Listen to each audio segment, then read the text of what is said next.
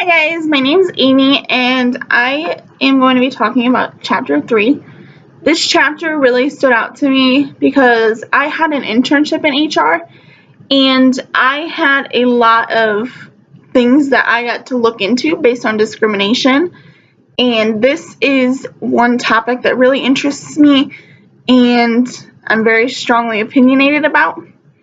So first off, discrimination is a very controversial issue today that results in a lot of conflict. It causes a lot of issues with managers not treating people equally and not treating them how they need to be treated, and discriminating towards them based on race, gender, ethnicity, or anything like that that causes them to not get a job or anything of that sort. Discrimination claims today are very hard for companies, but they have the ability to combat these claims.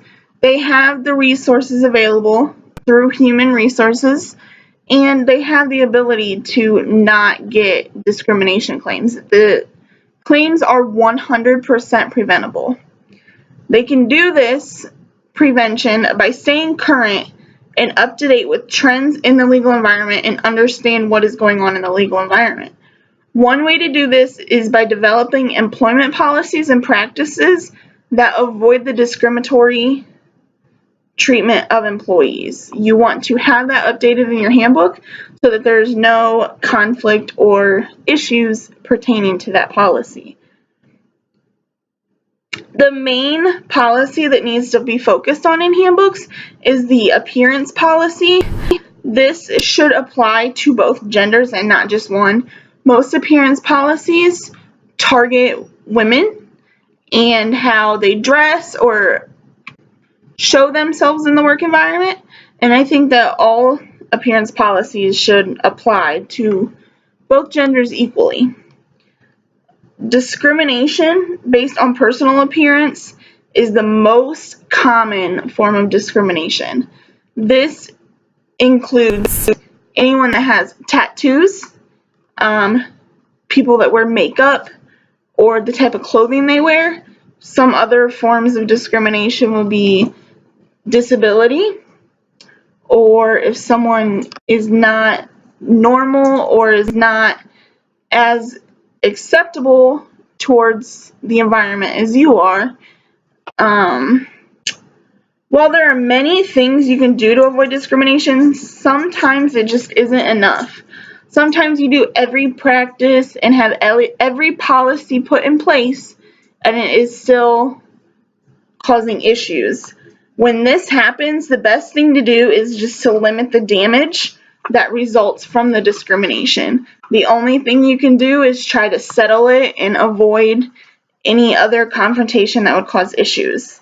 Some of the issues that companies need to follow are the equal employment, giving men and women the same rights to employment, the Equal Pay Act of 1963, which means basically that men and women have the right to have the same rate of pay. The Title VII of the Civil Rights Act of 1964, which basically mandates that employment decisions that cannot be based on race, color, religion, sex, or your national origin. Understanding and complying with the human resources law is important for many reasons. First off, it's the right thing to do. Following these discrimination rules is just a way of showing respect and showing that you care about your employees, and that's just common sense.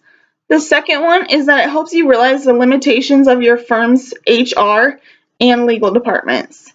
You know what your HR department can do and what your legal department can do, so that if anything arises, you know your boundaries and know where you can go with it.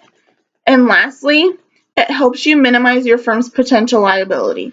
Knowing what your firm can handle and what they can't handle is one thing that can keep your firm from becoming a victim to discrimination.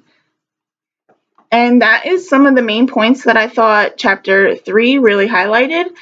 And there are many ways to avoid discrimination, and we just need to be aware that discrimination is not something that's okay and we can prevent it.